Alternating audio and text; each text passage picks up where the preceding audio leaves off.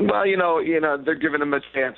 Here's a guy that was playing at the AAA level and really wanted an opportunity to get back to the big leagues.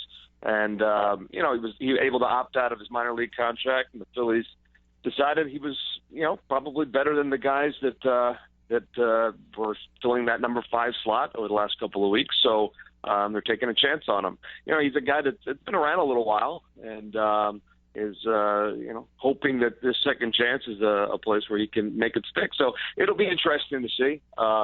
He's got 5 pitches he throws, that he throws, and we're told that he's been pretty effective down at the minor league level. So it's going to be a little bit of a learning process for all of us tonight. But that's what we're looking forward to. Well, Murph, this time of the year, you got guys probably walking around hearing their name all over the place, one of which is Papelbon. We've talked a little bit about him, and obviously his name's really heating up. Ben Revere is the other guy. When you see these guys around, obviously you're going to be here all season long. Do you kind of feel for these guys a little bit? I mean, do you sense that they kind of feel like I'm just waiting for my name to be called? Yeah, I think there's a little bit to that. I mean, it's important to remember that trade rumors are really trade rumors until they're actual trades.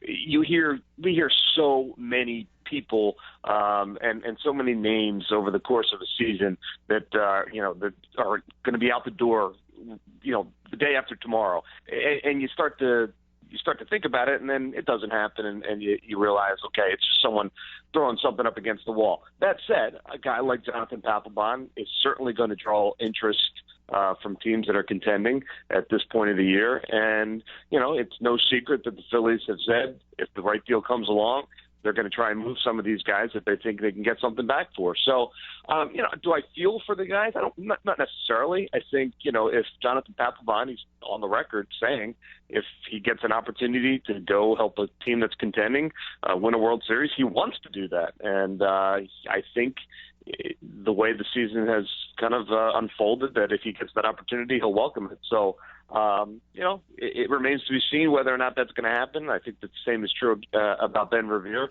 But, if these guys get a chance to go play for a contender, who would want to do that? And I think that's what they're thinking. Yeah, and, obviously, as you mentioned, these guys want to get to a situation where they have a better opportunity. One of the things about making this a better opportunity is some of the young players, and we talked about Franco, but in the last week since we've talked, Murph, this guy has just been scorching hot. It started really, the night I saw you at the ballpark. He hit that home run to kind of tie that or win that game. Then he hit the next one. He had another one. Then he had another one over the weekend. And it just seems that this guy continues to build confidence. How much fun is it, though, to see him kind of evolve almost nightly into a major league player? Well, first of all, let's not sugarcoat the fact that it started when you were there, because I do think that was a major – that is an important part of what's happening here. Now, yeah, it has been great. And I don't know if you've gotten a chance to speak with him yet, but I'm sure you will at some point. And he is just such a terrific guy, first and foremost, and he is having a blast. I really think, and I think I've said this before to you, when he was up before last September – it was a little bit of a culture shock for him. It was a little bit of a transition, and I think we saw that out on the field. He just never really got comfortable. But fast forward a half a year and a little bit more time in spring training with the guys, and a little bit more time with the coaching staff and understanding what's expected. And he really is a guy that has settled in and really looks like he knows he belongs, first of all, which is a big part of Major League Baseball, and he's having a blast. He talks about having fun, talks about loving to play defense. He talks about loving the prep work to get ready for his at-bats.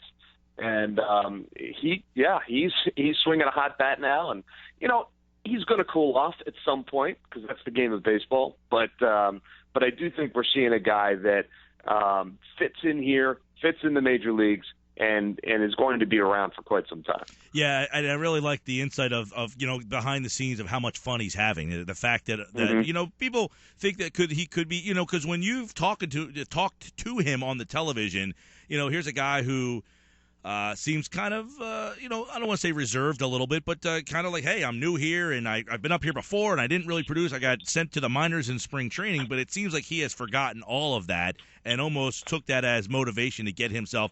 I have fun watching him. At least it's a reason to tune in when the team's not performing well, to see the energy that this guy brings to the table, and you hope that people can follow suit and do, pick up their performance. Some of the younger guys, which aren't up here yet, but you hope that he develops into a leader-type guy down the road for a guy like a J.P. Crawford and maybe a Cornelius Randolph who was taken the other day.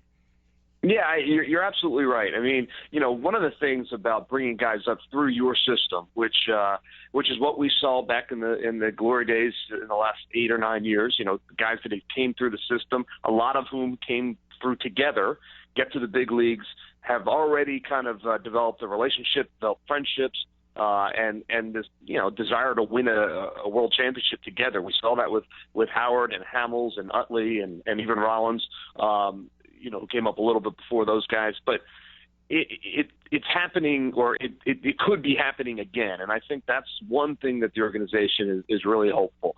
It's not a whole lot of fun watching the team go out there every night and not be able to compete for a division title the way it stands right now. But the idea that, somewhere down the line there are these guys, and Maikel Franco will be a part of that. He did play with some of those guys in the minor leagues. A couple of those guys are playing together now, and the hope is that, when they do arrive in Philadelphia, that the same kind of situation that developed in 2005 and 6 and 7 could develop again. Gregg Murphy's with us. The Phillies tonight in Pittsburgh, part of the Phillies broadcast team on Comcast Sportsnet. They are on Comcast tonight, 4 o'clock tomorrow, Murph.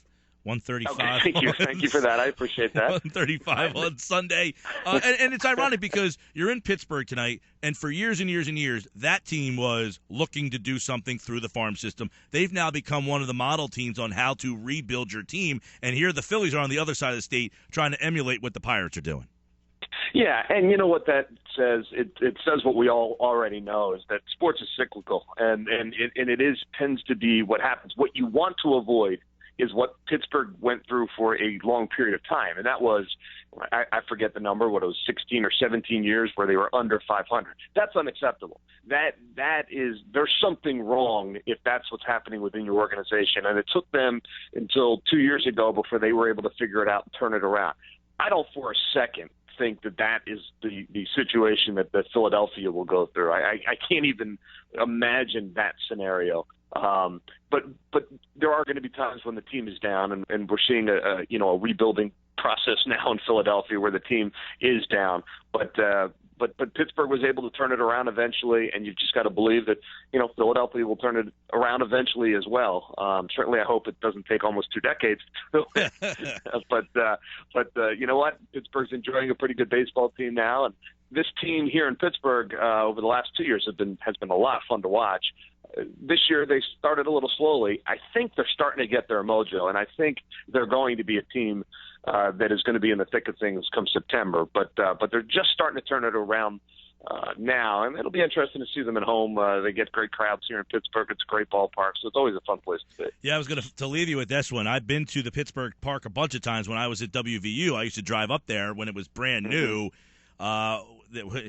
You're at Citizens Bank Park every night. This one's right up there with it. I mean, PNC is one of the premier parks in the game. Which one do you rank better, Citizens Bank or PNC? Which bank is better, PNC or Citizens? Well, I won't tell you who I bank with, but either.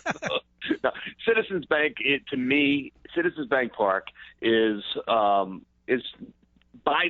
absolutely one of the top 3 or 4 ballparks, the newer ballparks in baseball. I think you have to remove Wrigley and you have to remove Fenway, and you almost have to remove Dodger Stadium as the 3 that have kind of stood the test of time.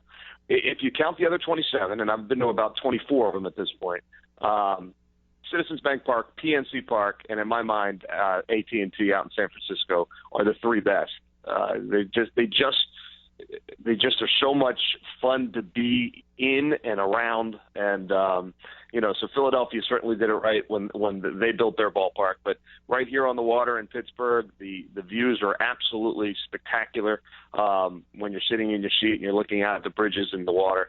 And like I said, they pack the place, which San Francisco does as well, and Philadelphia did for a long, long time. And that means something. That you get that feel, you get that excitement, and it adds to the enjoyment of the game. So, folks are thinking about making a road trip somewhere down in the future.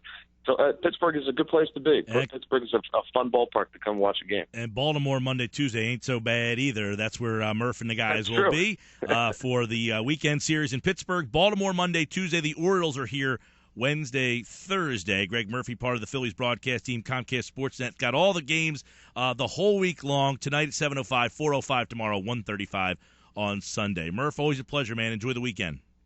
All right, Mike. Take care. Good to talk to you.